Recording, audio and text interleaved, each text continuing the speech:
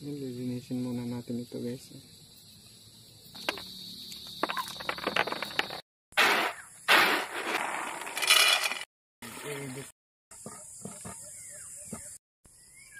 Tingnan natin kung luto na guys. Pwede na.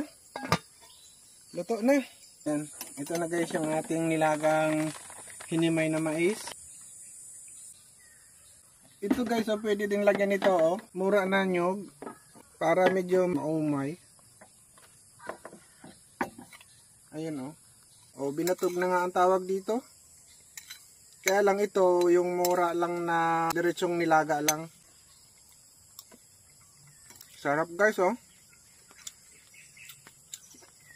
Nilagyan na natin ng kaunting nyog, tsaga, tas sukal.